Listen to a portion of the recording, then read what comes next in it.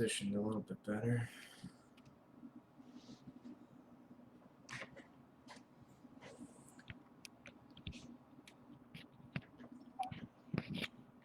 Hey everybody, just trying to get the computers all set up.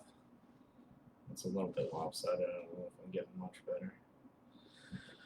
Hi, I'm Jade from Genesis. I am and Basex.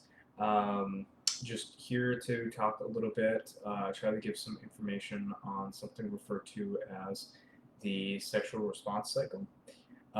It's actually a really kind of cool, fun tool that can give a sex coach or therapist a lot of insight into just how your sexual being kind of works. Um, it's a little bit different for everybody. The model isn't necessarily perfect. I'm going to be running through two different ones and then kind of making kind of a different assumption to just help try and interpret everything. But the first and main one to kind of talk about, the usual one that you see kind of thrown around a little bit more, is coming from Masters and Johnson's sexual response cycle. Uh, this tool, from their kind of collected partners that they were studying, um, yielded a staircase of four main stages that people go through in their typical sexual response cycle. So the four stages would be number one, um, excitation, excitement. Um, this is the point when you are looking at your partner, your heart starts to pace a little bit more. It's the increase onto it is comparable to like going up about 2 flights of stairs. Um, there is a like dilation response in the eyes. The nipples become a little bit more erect. Erect tissue just throughout the body starts to kind of flare up. So from there, you start having the penis become erect.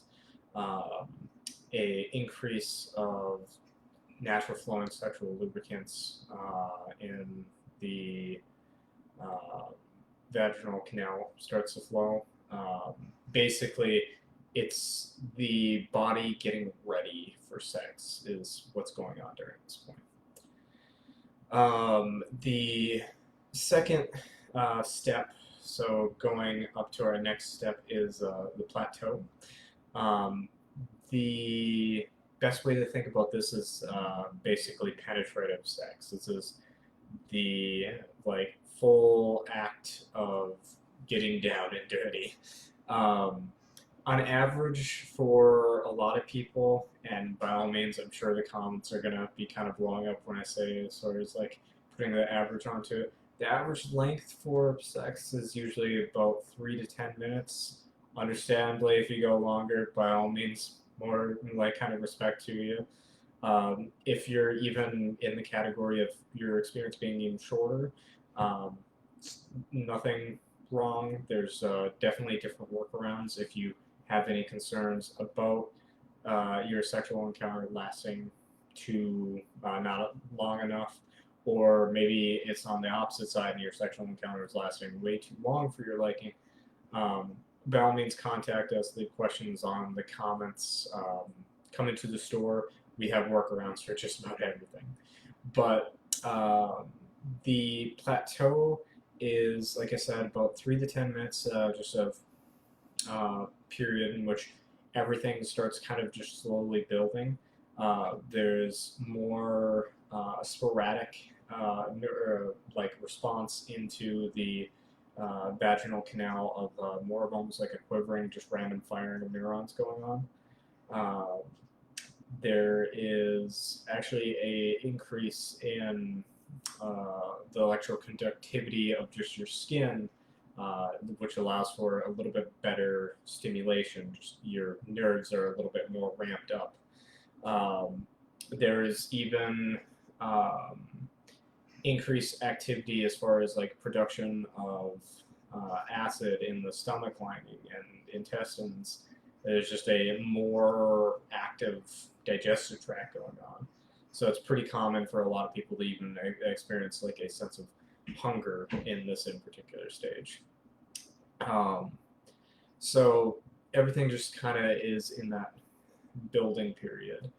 Um, the stage 3 now is orgasm. It's at this point just all the muscle tissues in the vaginal canal starts contracting, kind of all in unison. This results in just a orgasm, and for the vulva owner side, it is just a really kind of powerful thing. It can be a full body, it could be more of an isolated orgasm. There's a lot of different types of orgasms. It's more so determinative of kind of what type of play that you're doing, and it follows something a little bit more along the lines of a concept of blanking on my term. I'm sorry. Sorry, I'm blanking on it. But it's basically can kind of be described like there's a normality of what your orgasm response itself is normally kind of doing. So what you kind of train your body to do, that's what it's going to be more kind of usually sticking to. So that's why your first orgasm you ever had is something that you can kind of recreate fairly easily through masturbation. There's different types that you can do with like a partner, and sometimes they can even be more situational. But it's one of those things where it's just like that first initial one and the one that you've continued to practice through just masturbatory practices is always easier to attain than a secondary, third, or fourth different type of orgasm. So if you're somebody who's ever only experienced one orgasm before, say like a clitoral orgasm or a G-spot, it's not necessarily uncommon for it to be difficult to achieve orgasm other ways. If you're interested in trying to achieve a different orgasm, kind of the same thing that we were talking about before, come to the store, leave questions on the video. We can get you directed to just about anything you need for that. So, the orgasm side for men, or let's see, yeah, no, because sorry, I was just like, wait, who was I just talking about? So, for vulva owners, it's a just kind of that kind of slow building quivering. For penis owners, it's more so a response where you can have a dry orgasm, but majority of penis owners are going to be experiencing a orgasm plus ejaculation. Um, it's a weird idea. A lot of people aren't used to the idea that those can be separate. It's better thought of from the explanation of squirting. Uh, some uh, some people can squirt during just penetrative vaginal sex. A lot of people find it difficult to do. They can still achieve orgasm, but the act of ejaculation for them is a little bit harder. On the other side, for penis owners, usually that's pretty kind of hand in hand. But you can have a dry orgasm, so there's nothing being released, but you still are able to have that orgasm response. Now, the act at that point for a lot of penis owners, there's actually some interesting stuff going on neurologically. As we're going into that stage, there is a lot of kind of cognitive processes that are kind of shutting down. Rational thought starts to go out the window. It's more so kind of thought as like you have a significant kind of increase in a little bit of like adrenaline and I'm blanking on my terms right now. I'm sorry, guys.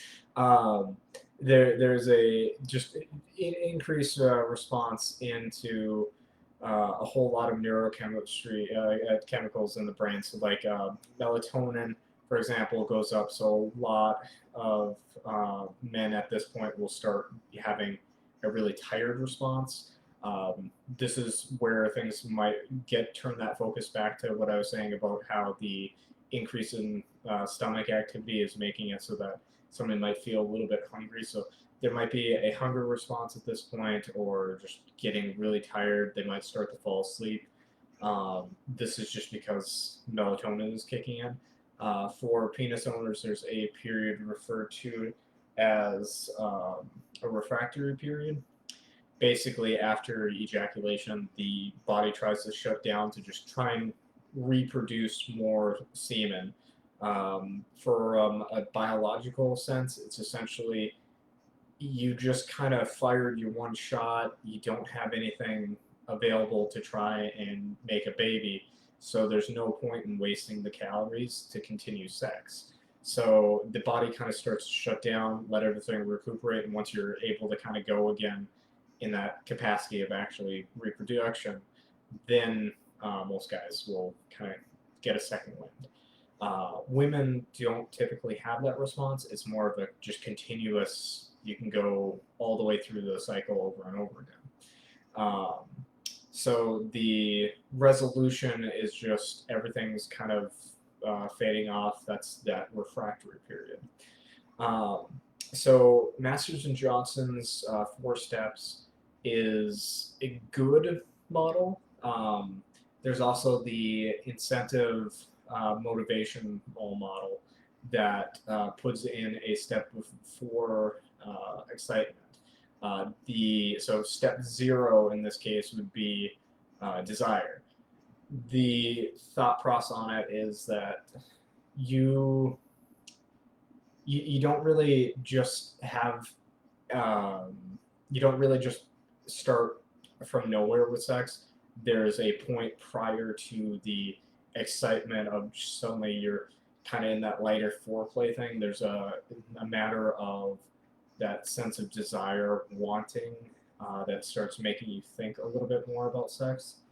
Um, that is a very important one, and the Master and Johnson's cycles, their steps really kind of focused on more of a physiologically approach. I said that weird, and kind of ignored the psychological component into sexual arousal. So, in the idea of desire, it's more so a matter of like that kind of you're walking down the street and you just see someone who's sexually attractive, that initial emotional response, and that is a big portion of a lot of people's sexuality as well. A lot of people will have a significantly heightened response in that more desiring stage. Um, there are some people who just don't have that.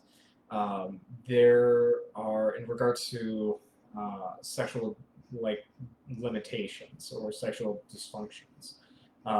Basically, the 4 main categories that you look at are sexual arousal disorder, orgasm disorder, the other one being desire, and sexual pain disorders. So, desire we recognize is a component as far as anything that could be something that's wrong. That could be somebody who is in a psychosexual manner having desire focused around something that is outside of the typical normality. Or on the other side of things, it could be somebody with a just minimalistic, almost no desire, or asexual. Um, at the same time, you could have somebody who's just hypersexual, or just like anybody who's walking down the street is kind of creating that sense of desire. This would be um, more so a matter of like it's becomes a problem if it's too distracting for the person, making it just kind of hard to function. The arousal disorders means a lot of times that when you're getting to that excitement stage, when you're getting in there, that there's something blocking you, stopping you from kind of moving further into that response. So that would be more so like a lot of times like erectile dysfunction or um, the just kind of like just constantly like dryness and stuff, which lube and pumps can help on that, but there's usually kind of a root problem that you can find. Um, the majority of the sexual response cycle actually requires stimulus of the parasympathetic para was it parasympathetic nervous system that is more so generally activated with relaxation, which a lot of times if you're having an arousal disorder, something that is limiting your ability to physically get aroused, that's usually more so caused by stress. So that's where we can start seeing a heightened restriction into um, just being able to actually produce an erection or kind of having that strong sense of desire, getting in the moment, and then having it just kind of crawl out, just fall out from under you. A good book that covers that would be Emily Nagoski's "Come as You Are," in which she talks about the sexual brakes and accelerants during sex and how stress is a really big component of that. The other thing on there too, when we are getting into the plateau stage, is there's a whole lot of like oxytocin and just a whole lot of neurochemicals that are popping off that are actually blocking cortisol or stress hormone. But if you're having something that is a major factor in your life, something that's causing things like depression, maybe there's a significant financial situation going on that is a really tough point for you right now. There's a whole lot of things that your brain can become distracted on. This just kind of idea of like, I can't be focusing on sex right now because I'm losing the house or uh, the car just broke down. There's points that are completely natural and make sense of why you're stressed and you can't be kind of continuing. So a lot of times, as far as any of those arousal disorders, it's more so a matter of trying to limit stress in the just kind of day to day. Orgasm disorders are a little bit kind of different. We can make it all the way through that excitement plateau, but then we're getting to that point of orgasm. And a lot of the times that we go through something like that, it's more so a matter of, at least with the clients and stuff that I work with within the store, we run into a lot of times a unleveled playing field in regards to when someone is actually getting to orgasm.